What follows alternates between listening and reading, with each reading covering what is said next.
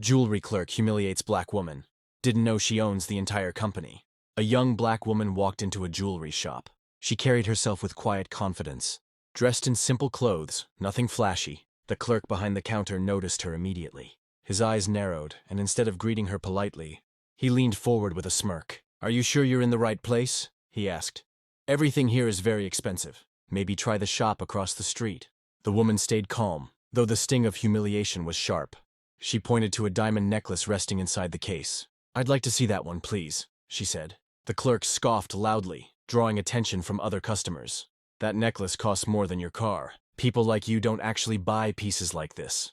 Whispers filled the shop. Everyone expected her to leave in shame. But what they didn't know was that she wasn't just any customer. She was the owner of the entire jewelry company. Her name was Alicia Moore. To the world, she was the mysterious CEO of Moore and Carver Jewelers, a luxury brand worth millions. But Alicia didn't grow up with wealth. She came from a hardworking family who started with a small repair shop in a quiet neighborhood. Her father polished gemstones under a dim lamp.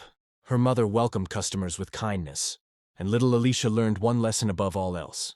Every person who walks through the door deserves respect. When her parents passed the business to her, Alicia expanded it into a nationwide empire. Yet even with all her success, she never forgot her roots. She often visited her stores in disguise, dressed simply, without guards or assistants, to see how her staff treated ordinary customers. This day was one of those visits. And unfortunately, the clerk at this shop was failing that test in the worst possible way. Her name was Alicia Moore. To the world, she was the mysterious CEO of Moore and Carver Jewelers, a luxury brand worth millions. But Alicia didn't grow up with wealth.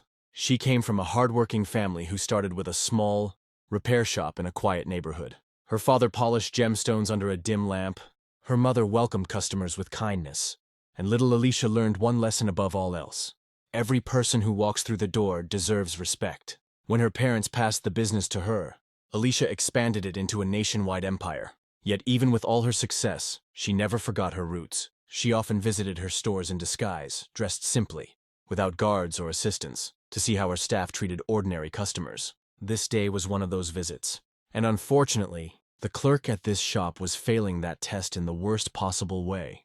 The clerk's tone grew sharper as Alicia stood her ground.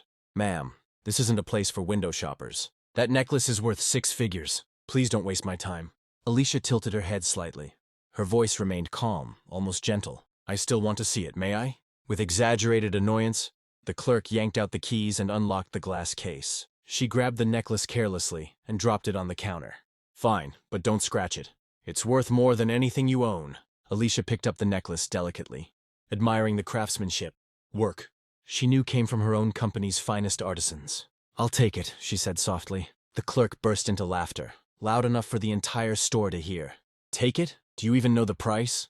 People like you don't buy jewelry like this. You dream about it." The laughter echoed, and other customers smirked, certain the woman was out of place. But Alicia didn't flinch.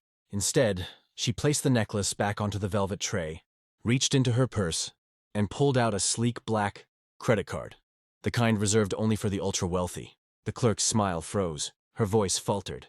"Oh, wait, is that—" But Alicia wasn't done. She reached back into her purse and placed a gold badge on the counter. It gleamed under the store lights, engraved with her name. Alicia Moore, Chief Executive Officer. The entire store fell silent. Customers gasped, whispering in shock. The arrogant clerk's face went pale. She stumbled backward, nearly dropping her keys. You're the owner?" she stammered.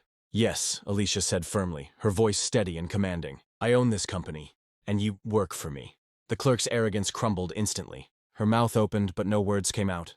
At that moment, the manager rushed out from the back, his face filled with panic when he saw who was standing at the counter.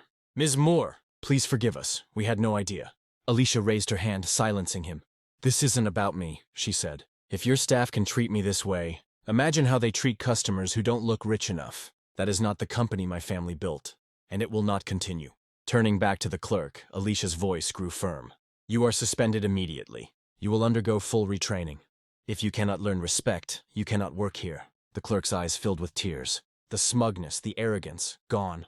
Alicia then turned to the manager. "From today, every employee in this branch will undergo customer service and inclusivity training. No one should ever be made to feel unwelcome in this store." The other customers, who had witnessed the humiliation and the reveal, slowly began to clap. First a few, then the entire store. Alicia smiled faintly, lifted the diamond necklace once more, and handed her black card to a second clerk, who had been watching quietly from the side. "I'll take it," she said again. This time, there was no laughter, only respect. As she walked out, the necklace sparkled in the sunlight around her neck. But the true brilliance wasn't the diamonds. It was Alicia's dignity, her strength, and her quiet reminder that appearances mean nothing. Because sometimes, the person you underestimate the most is the one who owns everything.